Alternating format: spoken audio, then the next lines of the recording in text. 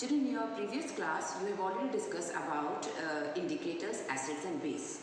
So today we are going to do an activity, and I'm sure this would be a very colorful one, and you will be thoroughly enjoying this class because we are going to do wonders in the class. We're going to create some magic in the class.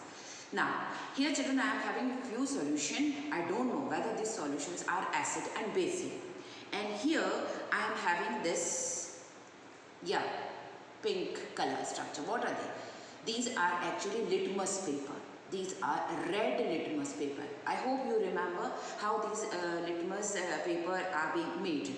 You know that it's in dye and it's extracted from lichens, and we have already discussed how it is being made. Now coming to this strip, here I have blue litmus paper. Now whenever a solution which is unknown to us, we don't know whether it's an acidic or a basic solution, we take help of some indicators. So here these litmus paper strips act as an indicator. Here I have one more indicator. This is phenolphthalein. Let me show you what is the color of the phenolphthalein. Yes, it's a colorless. So phenolphthalein is basically a colorless solution.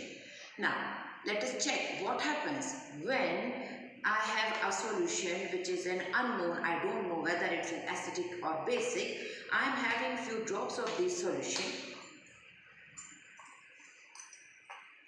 and I am putting it in a test tube, and now I am going to add few drops of this colorless solution. Do you observe any color, any change in color? No, the color remains the same. That means what type of solution is this? Remember, you have discussed when phenolphthalein acts as an indicator, and when we add it to a solution, and if the color remains, there is no change in color, then the solution is acidic. So what do you observe? What type of solution is this? Since there is no change in color, so this is an acidic solution. Now, let us have the next solution.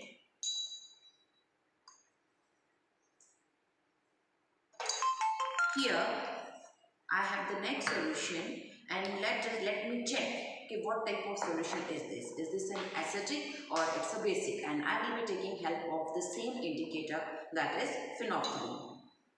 Let me use a dropper for this because that is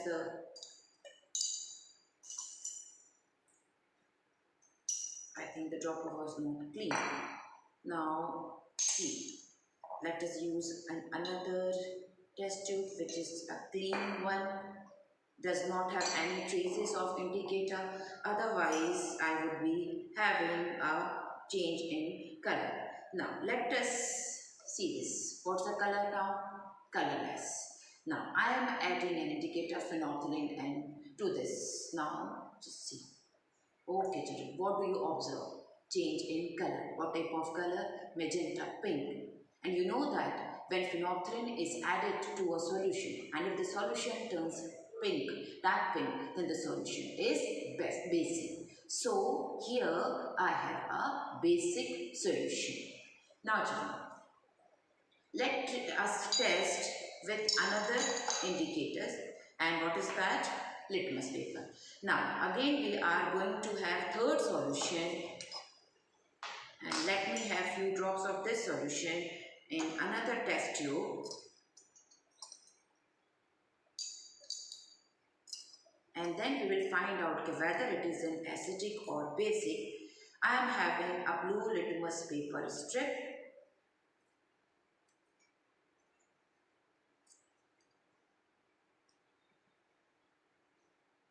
okay, just observe the color change children. I put a blue litmus paper strip and you just see what happened. What's the color change? The blue litmus paper strip has changed to a red litmus paper. Now, if you remember, we have seen that blue litmus paper turns red if the solution is acidic. So, what's the conclusion? What type of solution I am having? It's an acidic solution. Yes, children. And I had this hydrochloric and I had this hydrochloric solution with me. So with the help of this strip, we can say that hydrochloric solution is an acidic solution. Now I have another solution, and now let us check what happened when I do the same experiment.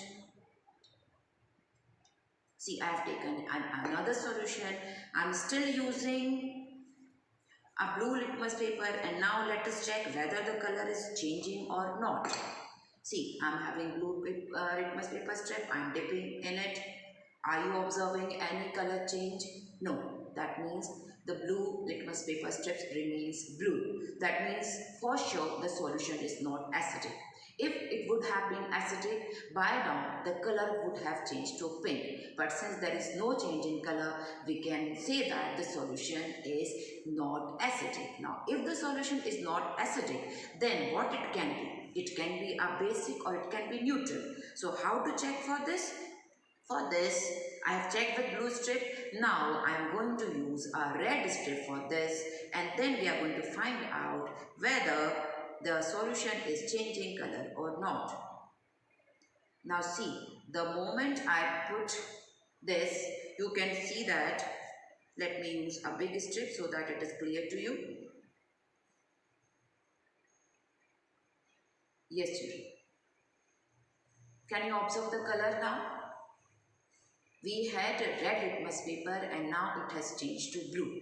What do we conclude? If a red litmus paper changes to blue, we have discussed that the solution is basic. So we have a basic solution. Yes, children, I had this solution, that is sodium hydroxide. Now, I have one more solution. I don't know whether the solution is acidic or basic. We are going to do the same experiment, and here I have this, and the name of the solution I will tell you later on. Now let us find out whether this is an acidic solution or basic solution. Again, I am going to use a blue strip for this, and let us check. Yes. Now children, can you observe the change in the color?